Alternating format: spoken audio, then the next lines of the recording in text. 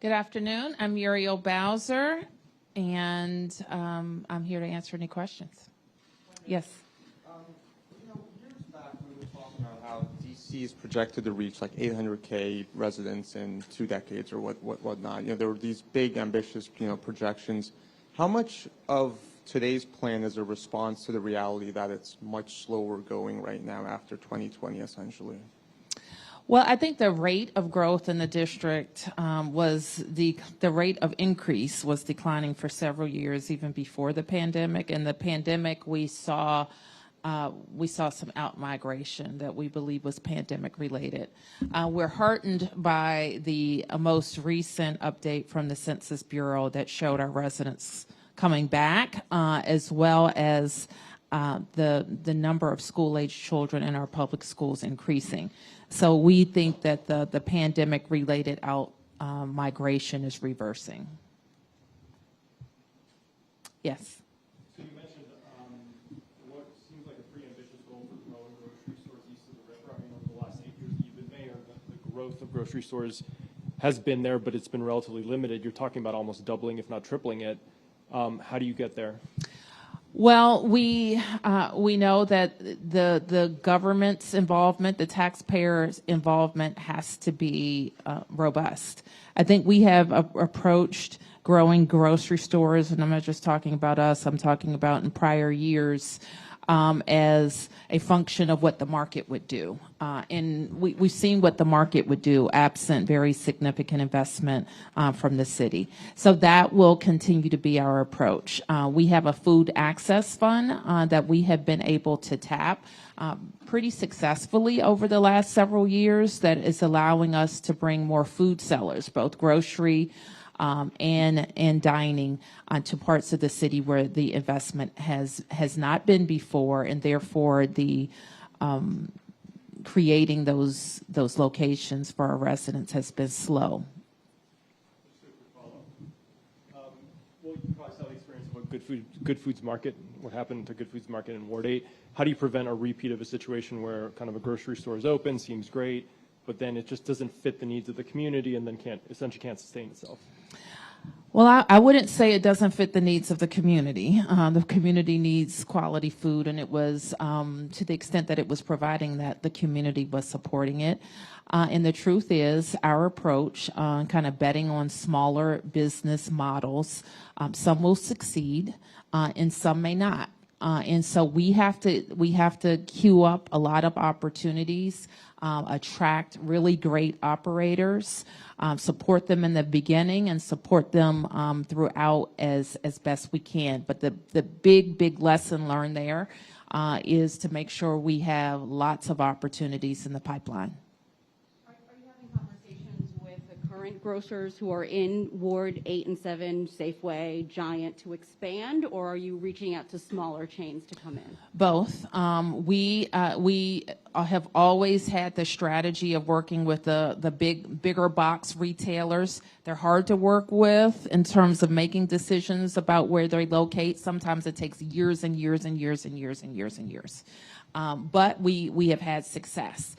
So we have the opportunity, as you know, in Ward 7 that we continue to work on for Giant Food to open on a site that's long been vacant where Walmart was promised some years ago.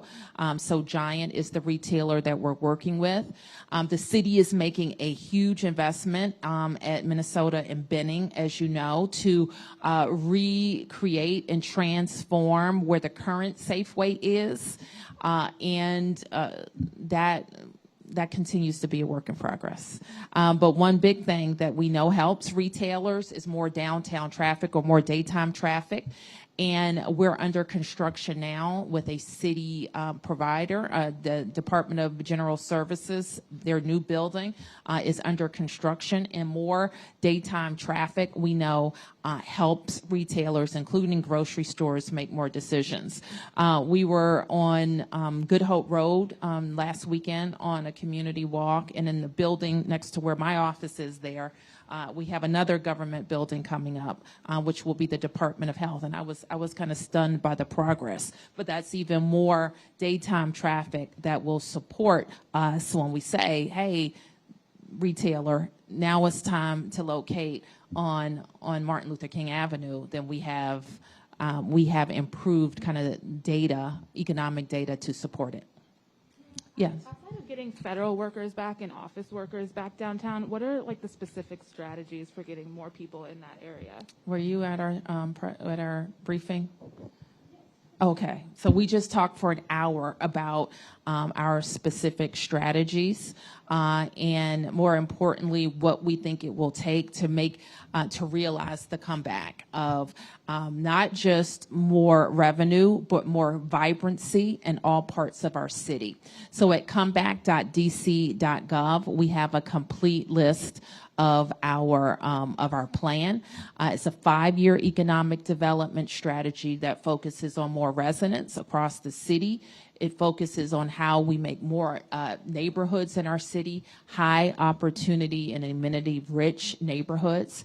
It talks about also how we're going to add 35,000 new jobs.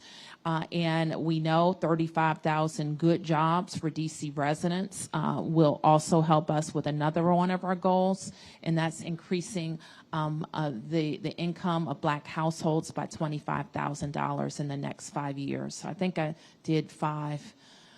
Housing continues to be another goal. Our affordable housing goes across all of our planning areas.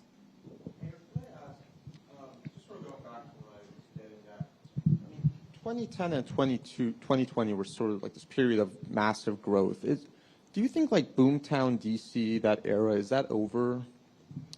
I think that we're going to continue to have a lot of growth in the city, and our target, we think, is ambitious to increase our rate of growth. I think that we had been growing on average 1.1. Is that the number?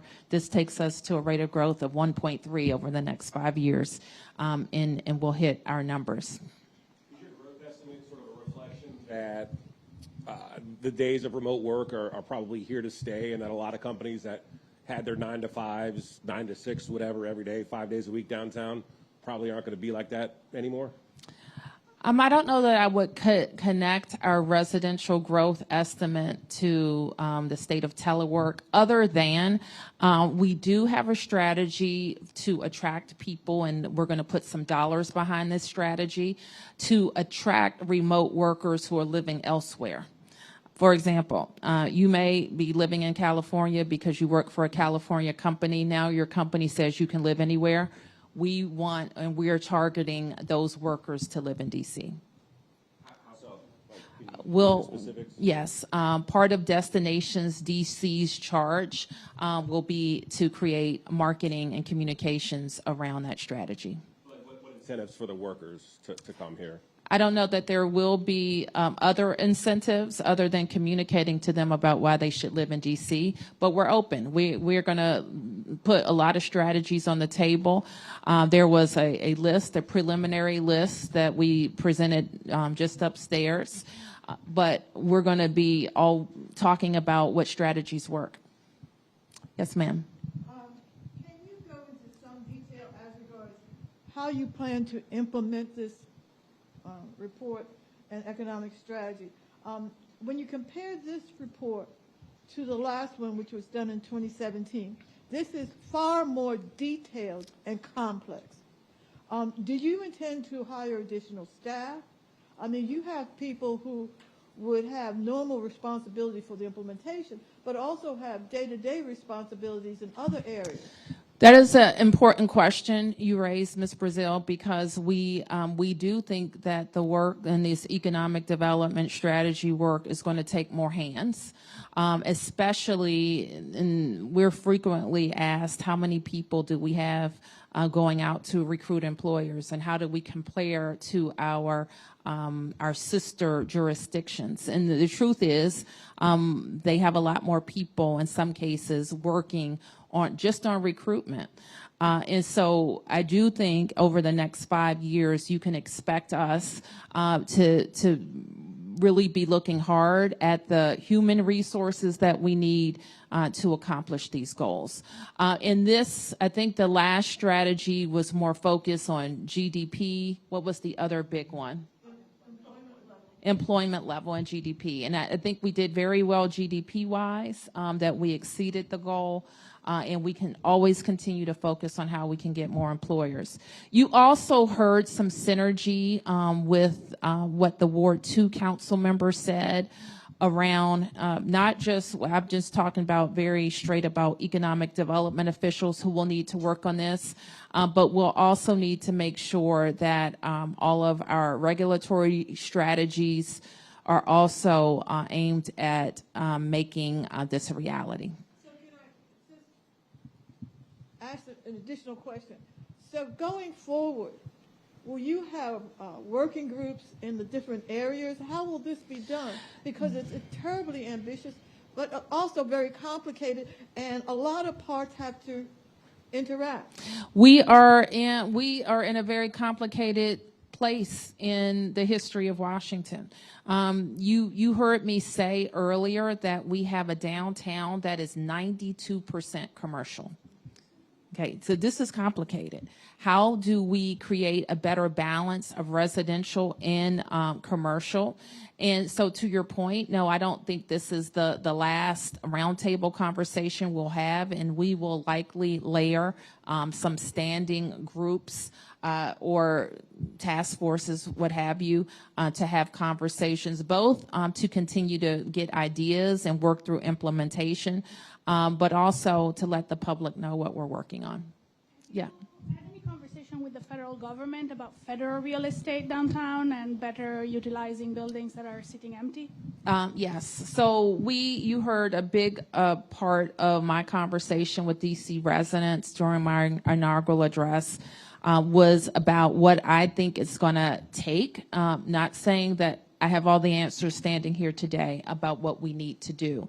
But what we do recognize is that we are a city that was built as a federal city, a nation's capital with sprawling avenues and majestic buildings that are low. All of those things are true about us. And so the fundamentals about how we are laid out just from a physical space are challenged by not having the number of federal workers that we had before the pandemic. So thinking about how we're going to get most of our workers back most of the time, that continues to be what we know is best for Washington, and I dare say best for America. But we also know that it won't happen fast enough to make the type of impact that we think that we need in our downtown. So having a strategy to repurpose and to revitalize buildings is important. My team will meet with federal officials to start that conversation. Yes. More robust and a little bit larger than the last plan. How much of that is in response to the growing competition in the jurisdictions outside of DC? I don't know that it's in response to anything, but what we note is the challenges that we have as a city and what we need to do to stay competitive, of course, to transform our downtown, to attract residents and jobs. And that's what makes our city robust. I think what sometimes get lost is the why. Why do we do this? Big cities, world capitals have thriving downtowns. And so we have to stay focused on how we bring that back. But also having a tax base that supports the amenities that we enjoy in our city is hugely important. And it is something to be worried about. The downtown has been the economic engine of our city. It's the reason why we have been able to make huge investments in schools, in transportation, in social services, in public safety.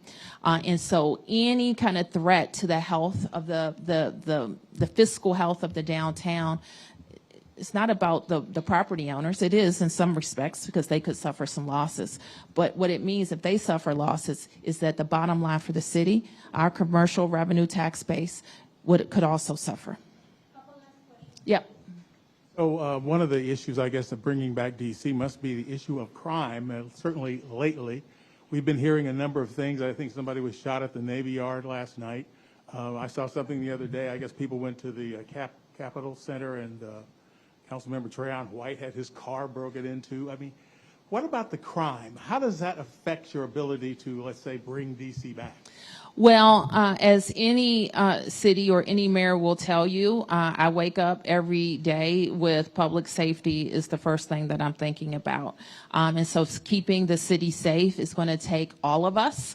And it is going to take, quite frankly, making sure that the policies that govern public safety, the people that we need to implement public safety, and all the systems are working together. You've also, you've had some trouble recruiting, I think, police officers and in some cases. We're hiring great officers, Sam. You know that we had in the last several years, 2 years where we couldn't hire at all.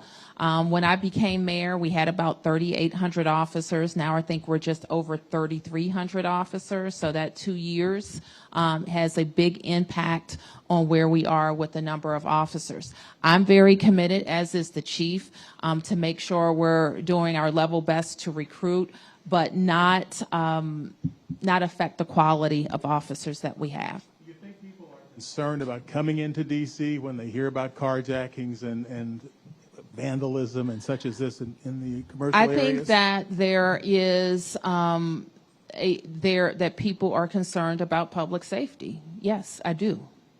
And I think that what I know for sure that's that in our downtown, on our metro systems, and in neighborhoods across all 8 wards, we're very focused on making sure that we have the police presence that we need. But I think it's also important to say, while none of us is satisfied with the level of crime, we spent all of last year on every aspect of the public safety system, making more investments, better deployments, and we saw some success. We saw the number of shootings and homicides go down. Sadly, though, and violent crime in total went down. But any time that we have increased robbery and carjacking, people won't feel safe. So we wake up every single day working on that. A couple of months ago, the chief at one of your breakfasts mentioned how the crime was going down, violent crime was down, but there was this perception that because more guns are being used and robberies and carjackings might be up, that people don't necessarily feel safe, even if the numbers suggest that they should. How long does it take to change that perception, and how do you do it? We have to stop robbery and carjacking in our city. And we have to be focused when the police are making arrests and working with all of our criminal justice partners that we are really feeling the effect of that work. We also have to get to people before they're committing crimes. And that's why we're heavily invested in our violence interruption programs to try to get to people before they're committing crimes. Yes. Mayor Bowser, many in the community are horrified over a shooting that happened this weekend, an alleged robbery, 13-year-old shot by a person going to confront that teenager. I want to ask you your response to that, but first, how much of this happening, this incident, do you feel is because of the city's inability to address property crimes, such as what you're speaking about? Well, first of all, we would rather be talking about a 13-year-old going to school today than to talk about him being killed on one of our streets. And I am incredibly saddened by that. I know that MPD is working on this investigation, and it's ongoing, and they are in consultation with the United States Attorney.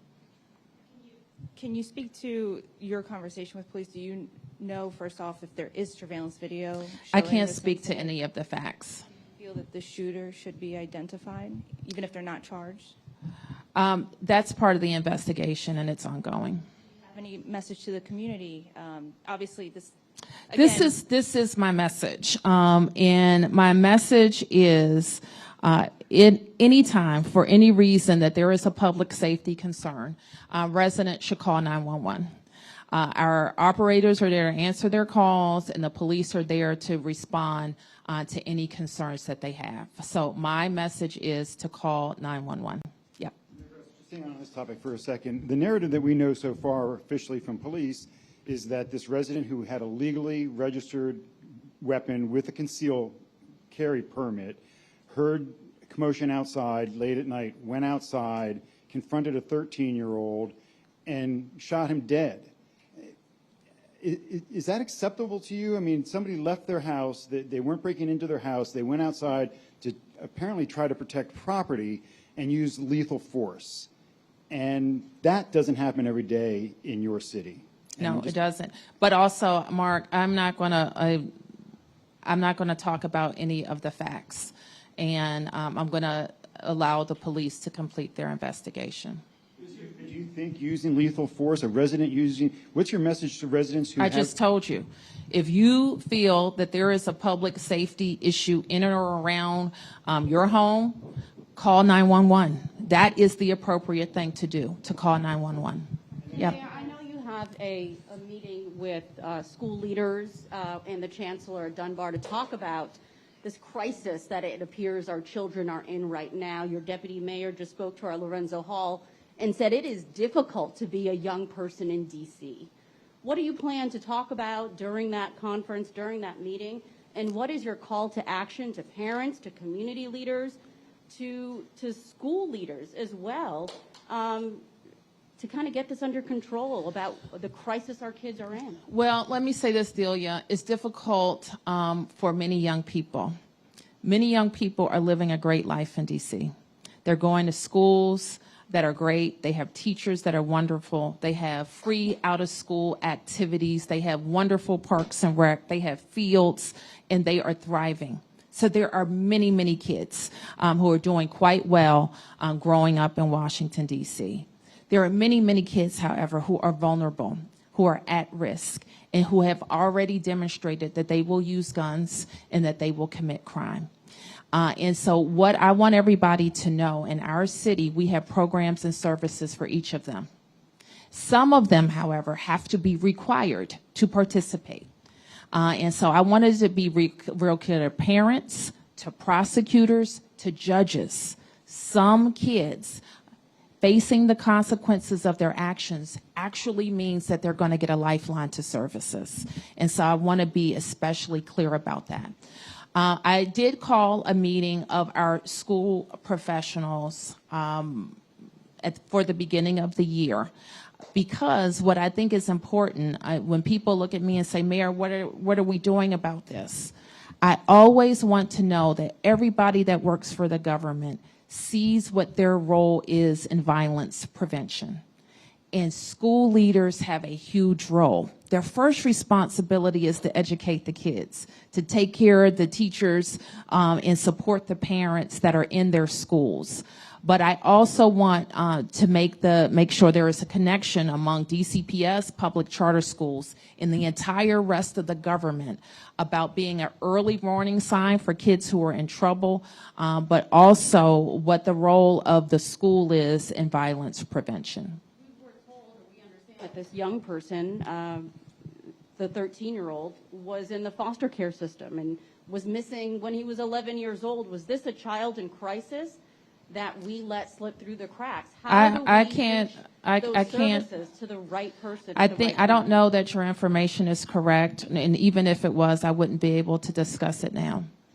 Yeah. Back to today's event, is there a price tag for this plan that you have? You would acknowledge that it may take more resources, more staff, and possibly even incentives to businesses for hiring or coming here. Have you figured out any kind of price tag and where that money might come from? It will come from our general funds, or it will come from any federal funds that we have available. And I will say we haven't, and I'm going to ask John to talk about our experience so far and what we put aside for the Vitality Fund. But part of the reason why we have we have an early introduction. Number one, it's ready to have this conversation. We continue to ask for any public input or ideas. But we will also be able to include in my budget proposal any new investments we need for this year. So, Mark, part of the work that this plan enables is for the district to submit this plan to the federal government, to the Economic Development Agency, and that allows for the district, as well as stakeholders like universities and nonprofits, to go after certain federal funding. So this report, or this plan, is actually a first step that actually unlocks other resources from the federal government. And then similarly, the mayor has put out big goals before. In 2019, she put out the goal to make us the first city in the country to have affordable housing targets by neighborhood. Months after she announced that goal, we put out a report that allowed us to show how we would get to that goal and some of the tools and initiatives that we would need to get there. So similarly, with the goals that you see in this report, there'll be extra work and attention and focus that goes into us putting together sort of the people, the policies, and the processes, as well as the funding to achieve the goals. Could I just clarify an earlier answer? You were asked if you had reached out to the federal government about your desire to have them either bring federal workers back downtown or relinquish that space. You answered yes, but then you went on to say that there are plans for meetings. So I'm wondering, have you transmitted a letter or anything to the White House, to the president, asking him to do just what you have told us several times now in public? I just answered that, Mark. Well, you left me confused because you said you had, but then you said there were meetings planned in the future. Both are true. So you have sent a letter? Or? No, I didn't say I sent a letter. Well, how did you convey on this? The telephone. Who did you talk to on the telephone? I'm not getting into the details of conversations that I had Somebody like in the White House? I mean, can you give us a... As I said all I'm going to say about that. Okay. Yeah, sure.